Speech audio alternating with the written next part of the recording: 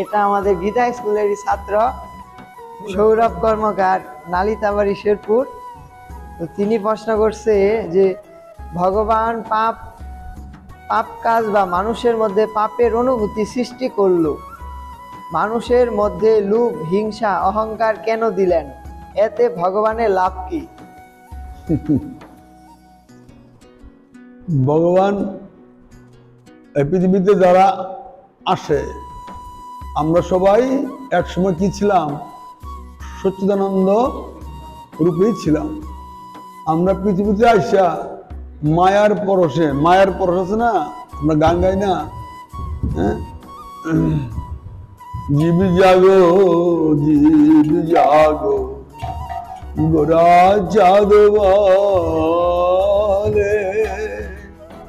কত নিদ্রা যাও হে ও গো মায়া পিচাসিনীর কোলে।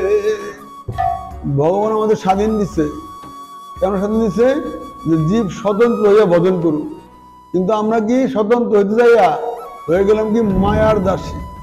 মায়ের বলছে মায়ের দাসী যখনই হবে তখনই আমরা পড়বো কি দুঃখের কবলে পড়বো, দুঃখ ভোগ করতে হবে। কারণ পৃথিবীতে সুখ নাই। তো পৃথিবীতে একমাত্র ভগবানকে আশ্রয় করলে সুখ, বা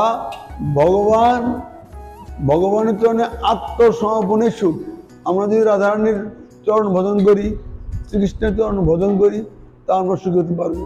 কারণ সমস্ত সুখ রাধারানীর চরণে। রাধারানীর চরণ থেকে সমস্ত সুখ আসছে, সমস্ত ঐশ্বর্য আসছে। ভগবানের থেকে সমস্ত ঐশ্বর্য আসছে না। আমরা যতই দুঃখ বলি, দুঃখ আমাদের নিজেদেরই কর্ম। আমরা এই জন্মে যা ভোগ করতেছি তা পূর্বজন্মে কোনো ফল। আবার এই জন্মে যদি ভালো করি তবে পরবর্তী আবার ভালো পাবো, তাই না? একটা যদি আমরা যদি একটা ফসল করি তাহলে 4 মাস 3 মাস সময় দিতে হয় ফসলটাকে গড়ে আনতে। সেরকম ভক্তি জীবনে আমরা যদি অধ্যবসায় করি তাহলে আমরা সুখ পাবো। কিন্তু পূর্ব জন্মার্জিত কষ্ট সেটা থাকবেই। তবে এটুক হয়, ভগবান করুণা করে ভক্তদের সেই দুঃখটা লাঘব করে দেয়। এরকম যেখানে তো কুড়াল ঢুকতো সেখানে সুই ফুটবে, যেখানে হয়তো অ্যাক্সিডেন্ট হইতো, মৃত্যু হইতো, সেখানে হয়তো একটা পা কেটে যাবে, হাত কেটে যাবে। এইগুলো ভগবানের করুণা। সুতরাং যে সমস্ত ভক্তেরা ভগবানের চরণে প্রপত্তি করে, ভগবানকে আশ্রয় করে বা ভক্তের চরণে শরণ নেয়, তাদের ভক্তের আশীর্বাদে তারা কি হয়? এই সমস্ত জাগতিক দুঃখ তারা দুঃখই মনে করে। তাদের পূর্ব জীবনের অপরাধ মনে করে তারা এগুলিকে ভোগ করে, প্রারব্ধ মনে করে।